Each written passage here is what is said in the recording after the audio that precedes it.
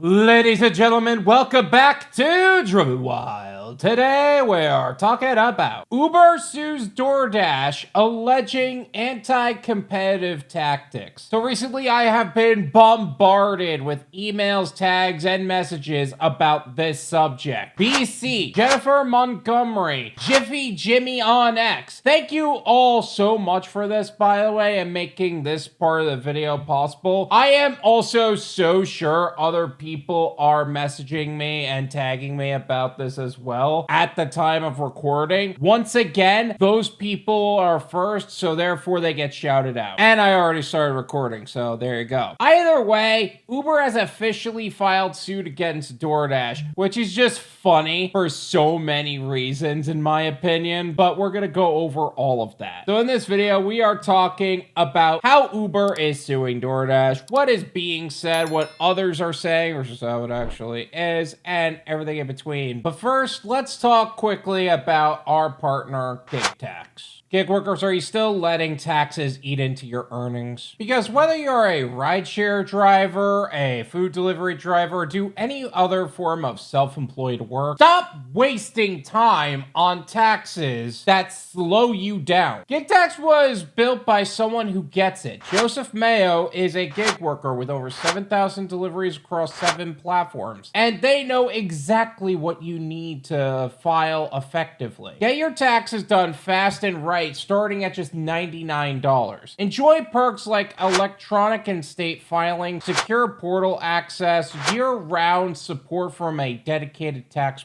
pro, audit support, and all of that is included within one low price. If you're not filed in 24 hours or less, you get your money back. No questions asked because time is money. You're here to save both, so you can get back to what you're doing best, earning more money in less time and in a safe way. If you're a first-time client, they'll match or beat any competitor's full-service price and give you the same 5-star service their regular clients swear by. Taxes done right for less. Joseph was extremely professional and knowledgeable. He took the time to understand my unique tax situation and gave me valuable insights. If you're ready to keep more of what you earn, book a strategy session now at gigservice.com/drivenwyld and use code WYLD to access your special offering. Simplify and save with GigTax today. And with all of that said, let's get started. I would like to point out the irony of Uber criticizing Doordash about food delivery for how Uber operates with rideshare. First off, I would like to point out the irony of Uber criticizing Doordash about anything in regards to how they operate anything. Their shady nonsense has gone way beyond rideshare. Let's just call that out right now. It is ironic though. Like, they're yelling at other people about the things they're doing.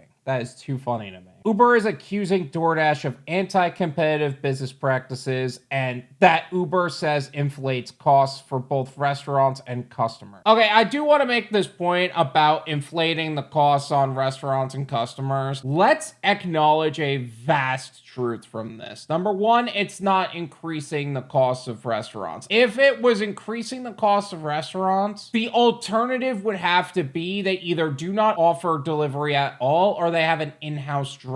There are other alternatives like what we're teaching in the Driven Wyld Dispatching for Beginners course. If you haven't joined that yet, what are you doing? Get on that. But that's not the point. The point is having an in-house driver at that location at all times is going to cost more money to the restaurant than having Uber or Doordash there. Let's just call that out now. Second, business practices that Uber says inflates cost to customers, they both do it. Like 99% of the time, both Doordash and Uber do this. This isn't news. It's also a luxury service. Like, a lot of people are not acknowledging the idea that, yeah, that $10 sandwich was delivered for $30 with tip and fees, but that's a luxury service. That's not an accident. You're paying for 2 services. One for the convenience of having the order placed for you through an app that makes the entire process simpler and someone to go and pick it up and drop it off. That's why when people don't tip their drivers, it takes them a really long time to get their order. So that's already the case. That's not news. The fact that Uber is suing DoorDash for it, though, I think the anti-competitive business practices are going to be on a different subject. We'll get into that in a hot second. Uber Eats, I hope you put DoorDash out of business. I doubt this will be a fatal blow, but I think that it's going to rip them both apart. I don't think it's going to be a fatal blow, though. Let's get into one of the articles. Uber Technologies Inc. on Friday filed suit against its food delivery rival, Doordash Inc., accusing DoorDash of anti-competitive business practices that Uber says inflates costs for both restaurants and its customers. In the complaint, Uber alleges that DoorDash, the largest provider of restaurant delivery services in the United States, has devised and is engaged in an unlawful scheme to stifle competition with Uber Eats, making it difficult and expensive for restaurants to partner with more than one delivery service and allowing the delivery giant to charge customers higher fees for a lower quality service. I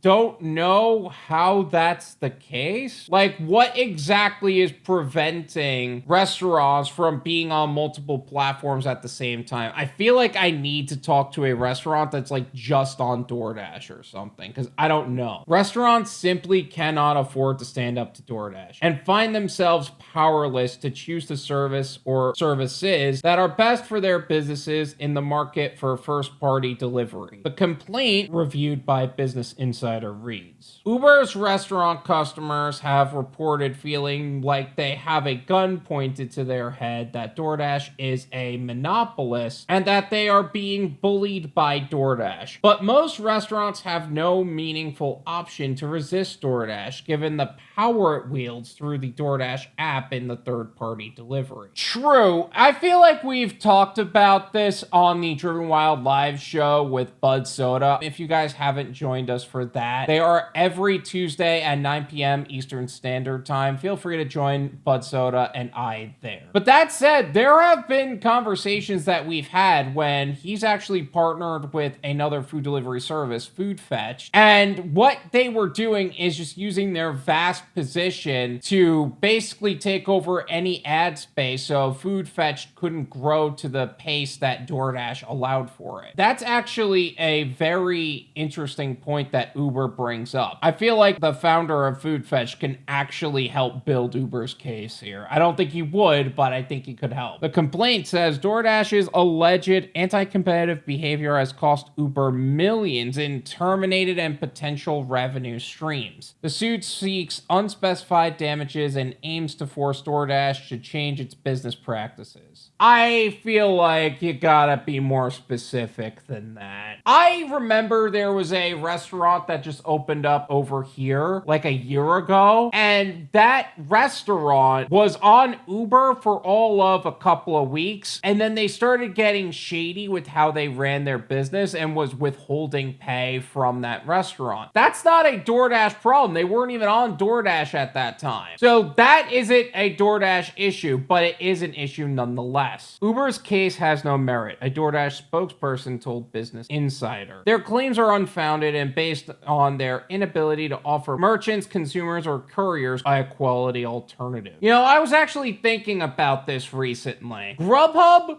was the big dog for a while, and so was Postmates. DoorDash came in with a quality app, like, for what it is, actually speaking. Out of everybody, they were quality if you really think about it. Compared to everyone else, even if it's not that great, that is the case. They really were taking over the space in a big way. Uber Eats wasn't upfront with their pay structure. DoorDash was hiding tips and are still hiding tips, but overall they were a lot more upfront about it than Uber was. Grubhub was transparent, but they just didn't press into it the way that DoorDash did. And Postmates ended up doing so poorly on this front that they got bought out by Uber. As of November, data firm Earnest Analytics reports that that DoorDash controls 62.7% of the delivery market nationally, followed by Uber Eats, which holds 25%, and Grubhub with 6.2%. A 2024 report of mystery shopper data from InTouch Insight, which collected experiences from 300 delivery orders from the three main delivery platforms, found DoorDash leads in customer satisfaction, with the app offering more promotions, delivering to the right location, and delivering the correct food more often than its other major competitors. How sad is it that the app that causes the most problems for everybody involved on an analytical level is doing the best? Granted, with more volume comes more problems naturally, but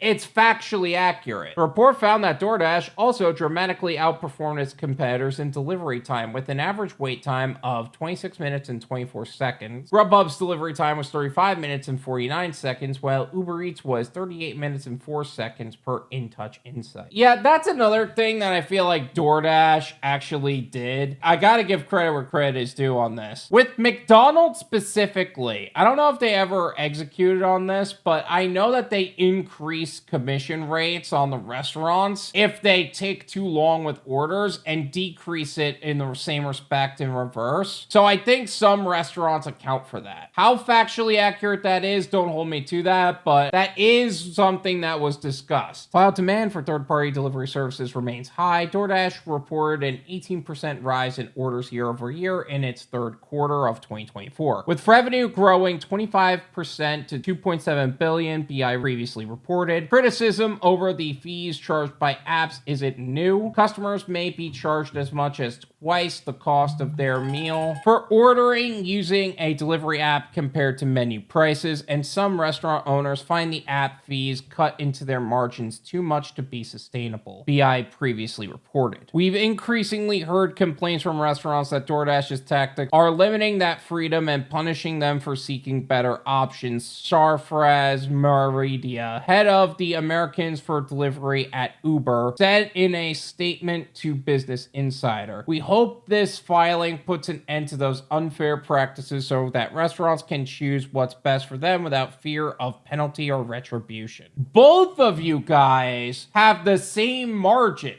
This isn't news. Like, you guys have the same product. Just one person has more volume than the other. Like, you can't be mad at them for having a better marketing strategy than you guys did for years. You can't be mad at them for having a better quality app with a harder focus than yours does. You can't be mad at them for being more effective at their job than you were if you guys are offering the exact same product at the end of the day. One person is more effective than the other. That's just factually accurate. Granted, they are both scummy platforms. One app is, factually speaking, better than the other. Also, imagine if this was Lyft making the same point about rideshare to them. What kind of stupid logic is that? But that said, if restaurants truly want to work with better quality drivers and have lower margins upon themselves, one of the things that they could do is partner up with a dispatcher that is going to be able to cut the price of their commissions in half, while at the same time providing more opportunity to those drivers. And that is something that I teach other people that they can do, as well as something that I'm working on myself through the Build Your Own Delivery Service Provider course. One of the things I constantly say is to treat the gig economy like an income bridge to what would be a long-term goal and not simply the goal. And to develop an exit strategy. And one of those things that you could do is build your own delivery service provider. I've partnered with experienced professionals to create a step-by-step guide and create a six-figure earning business after 90 days of focused hard work. This course is going to guide you to create your own business entity and business foundation. We're going to teach you how to source restaurants and connect drivers with game-changing opportunities. We're also going to provide you resources and done-for-you contracts to protect you financially and legally. And you're also going to have access to high-level professional guidance to help you build your business foundation properly and support you as you grow your business to reach greater heights. Check the link in the description and get started on transforming how businesses serve customers and how gig workers get greater opportunities with you. We are excited and looking forward to helping you secure your financial future. And thank you to all of those who emailed me about this subject. Again, if you guys would also like to email me, feel free to email me at drivenwyld@gmail.com. And who knows, maybe you can get a shout out in a video as well. Thank you so much for watching. I really appreciate it. As always, make sure to hit the like button, subscribe if you're new, and I'll see you guys next time.